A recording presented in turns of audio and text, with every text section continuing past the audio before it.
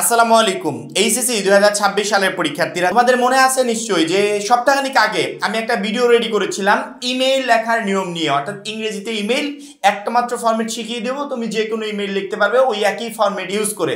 বাংলা দ্বিতীয় পত্রে আমাদের বৈদ্যুতিন চিঠি আছে, আমি যদি বলি যে ওইটা শিখিয়েছিলাম আর এইটা সেম, তাহলে কিন্তু ভুল হবে না। মানে ওই যে ইমেইল লেখার নিয়ম শিখিয়েছি আর এই বৈদ্যুতিন চিঠি একই। অর্থাৎ ইমেইলের বাংলা হচ্ছে বৈদ্যুতিন চিঠি, বাংলাতে বৈদ্যুতিন চিঠি লিখতে হবে বাংলা ফরম্যাট ইউজ করে, আর ইংরেজিতে ইমেইল লিখতে হবে ইংরেজি ফরম্যাট ইউজ করে।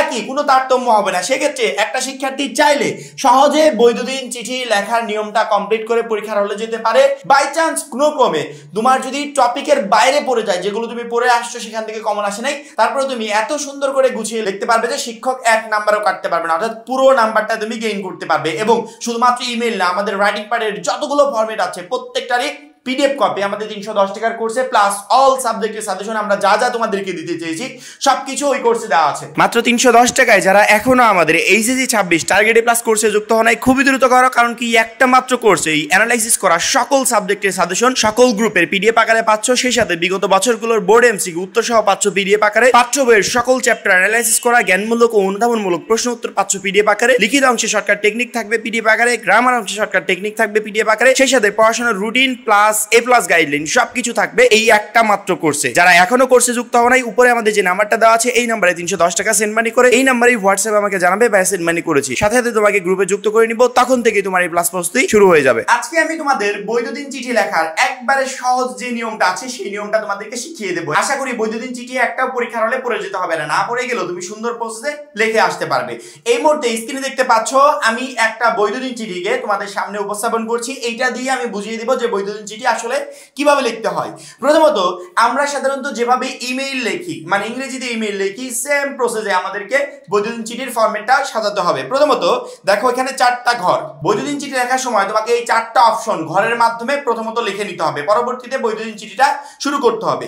এক নম্বরে ফ্রম, অর্থাৎ তোমার অ্যাড্রেস। আমি এখানে ফ্রম দিয়েছি hridoy12@gmail.com। এই জায়গায় যদি প্রশ্নে আমি কে এটা যদি উল্লেখ না করা থাকে তাহলে আমার যে নামটা আছে সেটা দিয়ে আমি লিখতে পারি। এখানে হৃদয়ের জায়গায় দিতে পারি আমি sohel12@gmail.com, আমি দিতে পারি hadi12@gmail.com বা আদার্স যে কোনো আমি নাম দিতে পারি। অর্থাৎ প্রশ্নে যদি আমার নিজস্ব কোনো নাম উল্লেখ করা থাকে বা তোমার নাম উল্লেখ করা থাকে যে তুমি অমক, তাহলে সেই নামটা দিয়ে একটা জিমেইল অ্যাড্রেস রেডি করে নিবে। প্রত্যেকটা শিক্ষার্থী মনে রাখবে যে জিমেইল লেখার সময় কখনো কোনো বড় হাতের অক্ষর এখানে হবে না, অর্থাৎ প্রত্যেকটাই ছোট হাতে দিতে হবে এবং একটা ওয়ার্ড থেকে আরেকটা ওয়ার্ডের মাঝে কোনো স্পেস হবে না, এক লাইনে। দেখো hridoy12@gmail.com, এখানে কোনো একটা অক্ষরের মাঝে কিন্তু কোনো স্পেস নাই বা কোনো ওয়ার্ডের মাঝে আরেকটা ওয়ার্ড থেকে কোনো স্পেস নাই, কিন্তু একবারে সবগুলো একটার সাথে আরেকটা লাগানো, সেই সাথে সবগুলো ছোট হাতের অক্ষর।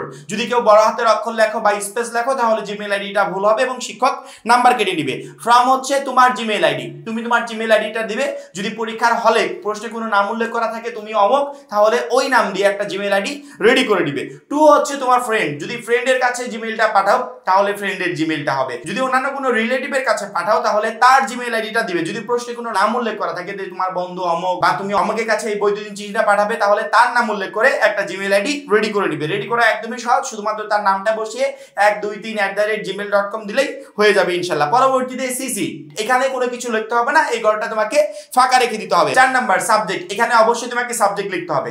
আমরা যখন ইংরেজিতে ইমেইল লিখি তখন সাবজেক্টের ওইখানে আমরা ইংরেজিতে সাবজেক্ট ইউজ করি, যে প্রশ্নে যে বিষয় লিখতে বলা হয়েছে সেই বিষয়টা এখানে উল্লেখ করে নিই। কিন্তু যেহেতু এটা বাংলা দ্বিতীয় পত্রের বৈদ্যুতিন চিঠি, সেক্ষেত্রে এখানে সাবজেক্টটা তোমাকে বাংলাতে লিখতে হবে। যেমন আমি মোবাইল ফোনের অপব্যবহার সম্পর্কে একটা বৈদ্যুতিন চিঠি লিখছি, সেক্ষেত্রে সাবজেক্টটা আমি এখানে লিখে নিয়েছি যে মোবাইল ফোনের অপব্যবহার। এখন প্রশ্নে অন্যান্য যে কোনো কিছু থাকতে পারে, সেই সাবজেক্টটা তোমাকে বাংলা এখানে লিখে দিতে হবে, তাহলে পুরো ফরম্যাটটা একেবারে অ্যাকুরেট হবে, শিক্ষক এখানে কোনো নাম্বার কাটবে না। উপরের এই ফরম্যাটের জন্য কিন্তু একটা নাম্বার বরাদ্দ আছে। কোনো শিক্ষার্থী আমি যেভাবে দেখালাম এভাবে যদি সঠিকভাবে ফরম্যাটটা লিখতে পারে তাহলে কোনো শিক্ষক নাম্বার কাটবে না, উপরের ফরম্যাটের এই টোটাল নাম্বারটা তুমি পাবে। এবং এটা একেবারে সহজ, এটা মুখস্থ করতে হয় না বা মনে রেখেও যেতে হয় না, তুমি প্রশ্ন দেখবে আর লিখবে। অর্থাৎ প্রশ্নে যা যা দেওয়া আছে সেই ইনফরমেশনগুলো নিয়েই এই উপরের ফরম্যাটটা তোমাদেরকে সাজাতে হবে। পরবর্তীতে কাঠামো রেডি করতে হবে, অর্থাৎ আমি যে বৈদ্যুতিন চিঠিটা লিখবো এই লেখার মেইন কথাগুলো লিখতে হবে, অর্থাৎ মোবাইল ফোনের অপব্যবহার নিয়ে। আচ্ছা, আমি স্ক্রিনে এটা দেখাচ্ছি না, স্ক্রিন থেকে সরিয়ে দিলাম। এখন আমি যদি তোমাকে প্রশ্ন করি যে মোবাইল ফোনের অপব্যবহার, অর্থাৎ দৈনন্দিন জীবনে তো তুমি মোবাইল ফোন অবশ্যই ব্যবহার করো, এই মোবাইল ফোন ব্যবহার করতে গিয়ে তুমি কি কি প্রবলেম ফেস করছো বা মোবাইল ফোনের কারণে কি কি হতে পারে, এই রিলেটেড আমি যদি তোমাকে বলি 5 থেকে 6 লাইন বা 6 থেকে 7 লাইন লেখো, তুমি লিখতে পারবে না? আমি যদি তোমাকে বলি যে তুমি 2 পেজ লেখো, তারপরে কিন্তু তুমি লিখতে পারবে। কারণ কি, এইগুলো আমাদের দৈনন্দিন জীবনের সাথে রিলেটেড। এইভাবে আমরা যতগুলো বৈদ্যুতিন চিঠি পাই না কেন, প্রত্যেকটাই দেখবে কোনো না কোনো ভাবে আমাদের জীবনের সাথে রিলেটেড। সেক্ষেত্রে বৈদ্যুতিন চিঠি মুখস্থ করতে হয় না। বৈদ্যুতিন চিঠি প্রশ্নে কি আসছে ওটা দেখলেই পুরো সামারিটা আমরা রেডি করে ফেলতে পারি মনের ভিতর, যে এই রিলেটেড লেখাগুলো কি হবে। সেম ভাবে মোবাইল ফোনের অপব্যবহারের যে লেখাগুলো এখানে স্ক্রিনে দেখতে পাচ্ছ, এই লেখাগুলো দেখার পর তোমার মনে হবে যে হ্যাঁ আমি তো এগুলো জানি। এভাবে তুমি নিজে নিজে গুছিয়ে সুন্দর করে লিখে আসতে পারবে। প্রিয় রনি, আমি কিন্তু উপরে দেখো 2 এর এখানে রনি দিয়েছি। কেন রনি দিয়েছি? আমার প্রশ্নে ফ্রেন্ডের নাম উল্লেখ করা ছিল রনি, সেজন্য আমি এখানে কাঠামোটা রেডি করার আগে দেখো লেখাটা লেখার আগে প্রিয় রনি দিয়েছি। যেহেতু ফ্রেন্ডের নাম রনি, সেক্ষেত্রে আমি দিয়েছি প্রিয় রনি। আজ এক সেমিনারে মোবাইল ফোন ব্যবহারের কুফল সম্পর্কে জেনে এলাম। অত্যাধিক মোবাইল ফোনের ব্যবহার আমাদের শরীর ও মনের উপর বিরূপ প্রভাব ফেলে। অধিক সময় সামাজিক যোগাযোগ মাধ্যমে ব্যয় করে, গেম খেলে, মোবাইল ফোনে বেশিক্ষণ কথা বলে আমরা আমাদের মূল্যবান সময় নষ্ট করে ফেলছি। এছাড়াও মোবাইল ফোনের বিভিন্ন অ্যাপস আমাদের গোপনীয়তা নষ্ট করছে। তাই মোবাইল ফোনের অতিরিক্ত ব্যবহার থেকে বিরত থাকবে এবং অন্যদের সচেতন করবে। ইতি হৃদয়। হৃদয় কে? হৃদয় হচ্ছে আমি। কারণ কি, ফ্রমের ওইখানে আমি জিমেল অ্যাড্রেসে হৃদয়টা উল্লেখ করেছি। অর্থাৎ আমার প্রশ্নে উল্লেখ করা ছিল যে তুমি হৃদয় আর তোমার বন্ধু রনি। সেক্ষেত্রে উপরে আমি বৈদ্যুতিন চিঠিটা লেখার সময় প্রিয় রনি উল্লেখ করেছি এবং নিচে শেষ করার পর ইতি হৃদয় উল্লেখ করেছি। আশা করি এই বিষয়গুলো বুঝতে পেরেছো। এবং মাঝখানের যে কাঠামোটা ইংরেজিতে যেভাবে লিখবে বাংলাতে হলে সেভাবে লিখবে। ইংরেজিতে লিখতে একটু প্রবলেম ফেস করতে হয়, কারণ কি সেন্টেন্স মেক করতে হয়, সেক্ষেত্রে অনেক ধরনের প্রবলেম হতে পারে। কিন্তু বাংলাতে আহামরি কোনো প্রবলেম নেই। বাংলাতে তুমি তোমার মনের ভিতর সুন্দর করে কথাগুলোকে গুছিয়ে নিয়ে সুন্দর করে লিখে দিবে। অর্থাৎ যে রিলেটেড বৈদ্যুতিন চিঠিটা আসবে সেই রিলেটেড লিখে দিলে হয়ে গেল। আর উপরের কাঠামো নিচের কাঠামো একই রকম থাকবে। যদি প্রশ্নে কোনো নাম উল্লেখ করা থাকে সেই নামটা বসিয়ে জিমেল আইডি রেডি করে নিবে। ফর্মটা হচ্ছে তুমি আর টুটা হচ্ছে বন্ধু। সিসির ওইখানে কিছু লিখতে হবে না। সাবজেক্টের ওইখানে প্রশ্ন দেখে দেখে যে বিষয় লিখতে বলা হয়েছে সেই সাবজেক্টটা বসিয়ে দিলে বৈদ্যুতিন চিঠি শেষ। আশা করি এই বৈদ্যুতিন চিঠি নিয়ে কারোর মাঝে আর কোনো প্রবলেম থাকবে না। যারা এখনো আমাদের এইচএসসি 26 টার্গেটেড প্লাস কোর্সে যুক্ত হন নাই, খুবই দ্রুত যুক্ত হয়ে যাবে। কারণ কি, একটা মাত্র কোর্স তোমাকে প্রত্যেকটা সাবজেক্টে এ প্লাস পেতে প্রচন্ড পরিমাণে হেল্প করবে। সবাই ভালো থাকবে, সুস্থ থাকবে। আল্লাহ হাফেজ।